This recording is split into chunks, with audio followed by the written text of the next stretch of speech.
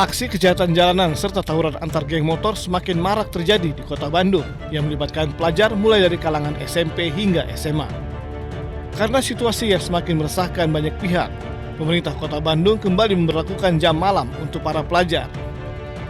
Kebijakan jam malam ini akan berlaku permanen sebagai bagian dari upaya untuk menekan angka kriminalitas. Pemkot Bandung menegaskan penerapan jam malam bukan karena pelajar dianggap sebagai pelaku kejahatan, namun untuk melindungi pelajar agar tidak terlibat maupun menjadi korban tindak kriminal yang kerap terjadi pada malam hari. Sekarang mah jadinya permanen. Kemarin kan sempat lu sebentar ya karena masa libur. Sekarang jadi akan dikuatkan lagi. Ini tujuannya apa? Bukan menganggap bahwa pelaku pasti pelajar, justru untuk menghindarkan jangan sampai pelajar terpengaruh untuk menjadi pelaku atau yang lebih mengerikan lagi justru menjadi korban. Penerapan jam malam bagi pelajar dimulai pukul 21 waktu Indonesia Barat. Khusus pada malam akhir pekan, pelajar diberikan toleransi untuk berada di luar rumah hingga pukul 12 malam. Dari Bandung, Jawa Barat, Billy Maulana Finkran, iNews melaporkan.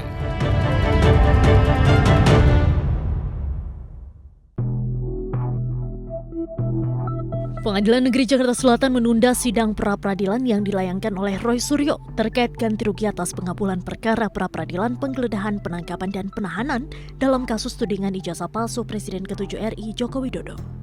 Sidang pra-peradilan jilid 3 Roy Suryo ini ditunda hingga 29 Juli 2026 pekan depan. Penundaan disebabkan oleh ketidakhadiran pihak kejaksaan selaku turut termohon dalam perkara tersebut. Untuk itu, Hakim Tunggal memutuskan untuk menjadwalkan ulang persidangan guna memastikan kehadiran seluruh pihak terkait. Hari pertama, ketika pra-peradilan kami selaku pemohon, itu kamilah yang kemudian akan membacakan permohonan kami apa terhadap termohon dan juga terhadap turut termohon. Jadi kami itu tidak bisa kemudian santai-santai. Hari pertama itu hari kita, baru hari kedua besok itu jawaban dari seharusnya termohon dan juga turut termohon. Kemudian kami juga harus langsung memberikan jawaban hari itu juga, yaitu berupa replik dan juga mereka kemudian duplik. Sebelumnya pada sidang pra-peradilan kali ini, Roy mengajukan gugatan untuk menuntut ganti rugi kepada pihak Polda Metro Jaya dan Kejaksaan sekitar 210 juta rupiah atas upaya paksa yang dilakukan penyidik Polda Metro Jaya. Dari Jakarta, tim liputan iNews melaporkan. Dengan demikian sidang selesai dan ditutup. Hadirin dimohon berdiri, majelis hakim bersiap.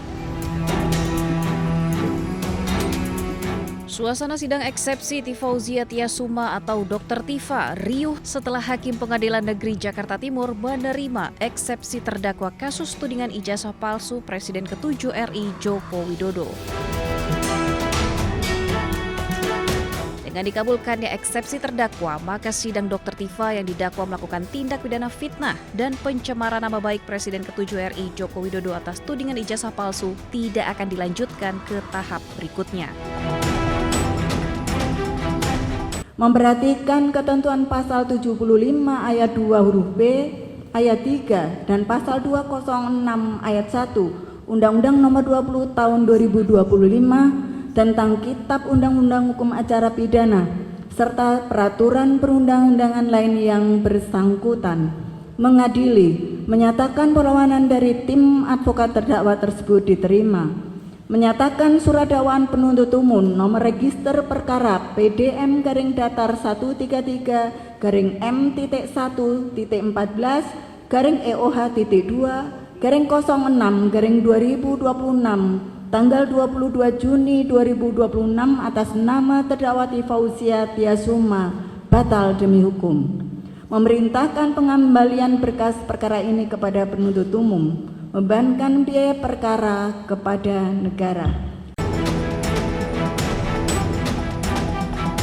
Hakim mengembalikan berkas perkara atas nama Dr. Tifa ke Jaksa Penuntut Umum dan membebankan biaya perkara kepada negara. Selanjutnya, Jaksa Penuntut Umum memiliki kesempatan untuk mengajukan perlawanan dengan menyusun ulang dakwaan. Tim Liputan iNews melaporkan.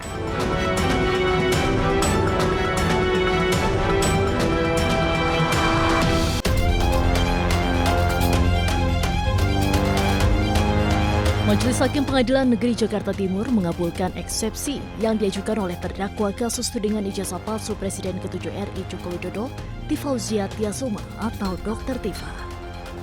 Majelis Hakim menilai surat dakwaan yang disusun jaksa penuntut umum tidak memenuhi syarat material karena disusun secara tidak cermat. Atas dasar itu, surat dakwaan dinyatakan batal demi hukum dan pemeriksaan perkara tidak dilanjutkan. Dalam pertimbangannya, Majelis Hakim menilai jaksa penuntut umum memasukkan 2 pasal yang mengatur delik yang sama, tetapi berasal dari 2 rezim undang-undang yang berbeda sebagai dakwaan alternatif. Menimbang bahwa penuntut umum dalam dakwaan alternatif pertama subsidiar dan dakwaan alternatif kedua subsidiar telah menentukan 2 pasal yang mengatur delik sama persis, hanya saja berada dalam 2 rezim undang-undang berbeda yang terhadapnya berlaku azas-azas sebagaimana telah disebutkan di atas, antara lain azas lex meteor, azas lex posterior derogat legi priori. Menimbang bahwa alternatif yang demikian akan menimbulkan ketidakpastian hukum karena seakan menunjukkan bahwa penuntut umum tidak dapat menentukan pilihan pasal mana yang akan ia dakwakan untuk perbuatan yang sama dan karenanya akan dipersidangkan. Menurut Majelis Hakim, penyusunan dakwaan tersebut justru menimbulkan ketidakpastian hukum karena menunjukkan keraguan-raguan jaksa penuntut umum dalam menentukan pasal yang tepat untuk didakwakan atas perbuatan yang sama. Dari Jakarta, Tim Liputan iNews melaporkan. Dengan demikian sidang selesai dan ditutup.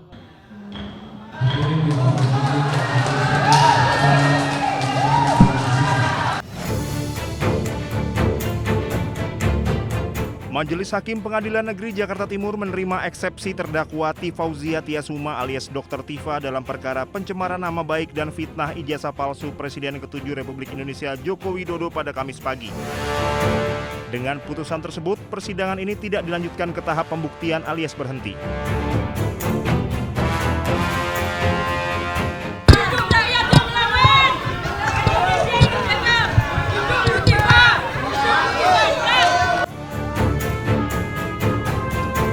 Setelah mendengarkan pengucapan putusan, Dr. Tifa menyatakan putusan ini tidak menyurutkan langkahnya untuk membongkar perkara ijazah Jokowi. Tifa tetap akan berjuang membuktikan hasil penelitiannya mengenai ijazah Jokowi. Tifa menambahkan perjuangan ini merupakan bentuk komitmen dari awal dirinya bersama tim kuasa hukum termasuk Roy Suryo yang juga terseret kasus ijazah Jokowi. Seluruh rakyat Indonesia, percayalah bahwa keputusan dari Majelis Hakim pada hari ini untuk menerima eksepsi kami tidak menyurutkan langkah saya, tidak menyurutkan langkah kami untuk terus memperjuangkan kebenaran, terutama terkait dengan persoalan yang selama ini sudah menjadi beban bagi seluruh bangsa Indonesia terkait dengan otentitas dari ijazah yang selama ini menjadi polemik. Sehingga apa? Sehingga ke depan kita tidak perlu harus menemui persoalan ini lagi pada presiden-presiden maupun pejabat-pejabat berikutnya. Ini yang paling pokok. Dengan batal demi hukum ini, apa yang dimaknai apa? Bahwa perkara ini tidak layak dipersidangkan. Ini bukan perkara pidana. Mau dibuat apapun pasti akan membingungkan kalau dibuat pidana. Bayangkan saja bagaimana kita tidak bingung. Adanya suatu wawancara dengan Aiman Wicaksono yang itu hanya dilakukan dalam bentuk pemusatan atau fokus pada foto, ya, itu dikatakan perbuatan pidana mengubah, merusak. Bagaimana? Ijazah yang otentik. Bagaimana? Sebelumnya, Majelis Hakim Pengadilan Negeri Jakarta Timur menerima eksepsi terdakwa Tifauzia Tiasuma alias Dr. Tifa dalam perkara pencemaran nama baik dan fitnah ijazah palsu Jokowi pada Kamis pagi. Persidangan ijazah ini tidak dilanjutkan ke tahap pembuktian. Majelis Hakim menyatakan berkas perkara Dr. Tifa beserta seluruh barang bukti harus dikembalikan kepada jaksa penuntut umum.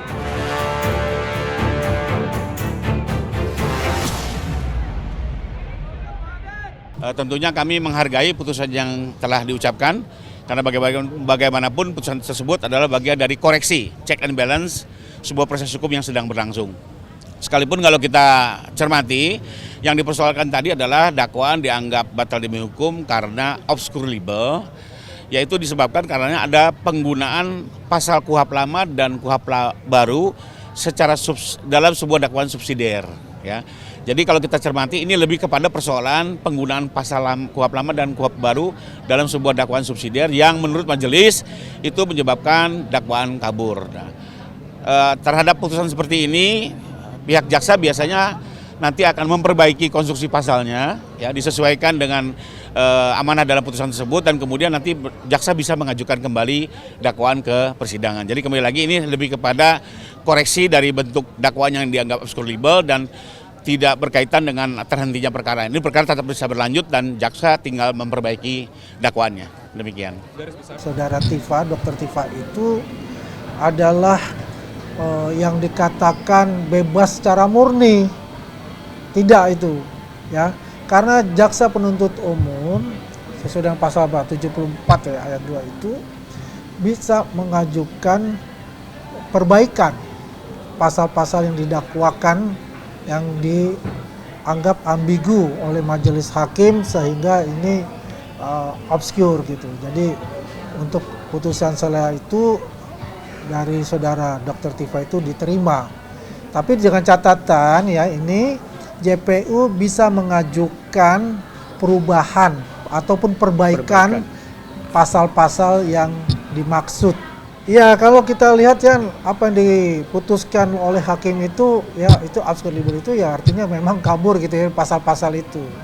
Tapi kan kita bisa terakhir kan hakim mengatakan mengajukan perlawanan ataupun ya perbaikan ada pasal 74 itu kan ayat 2 itu. Ya, saya rasa pasti akan dilakukan oleh jaksa penuntut umum untuk perbaikan-perbaikan yang diminta ya oleh majelis hakim, ya. Ini bukan berarti bahwa perkara ini bebas secara murni atau tidak lanjut ke persidangan berikutnya. Itu tidak. Tidak itu gitu loh, ya. Jadi hal ini yang menimbulkan ada suatu persepsi yang mungkin ya, persepsi itu yang menjadi yang perlu kita luruskan di publik gitu loh, ya, bahwa ini bukan suatu pertandingan gitu, bahwa ini tidak berakhir, bahwa ini masih ada tahapan-tahapan selanjutnya ya, yang nanti JPU itu akan memberikan yang namanya perubahan perbaikan-perbaikan pasal itu, dan itu pasti akan berlanjut karena belum masuk kepada pokok perkara itu sendiri gitu. Ini baru masuk putusan selah untuk itu. Ya memang semua kan tergantung dari jaksa penuntut umum untuk itu. Kalau nanti jaksa penuntut umum itu sudah memasukkan ya sudah. Ya, itu akan berlanjut. Itu jadi ada surat dakwaan baru lah nanti.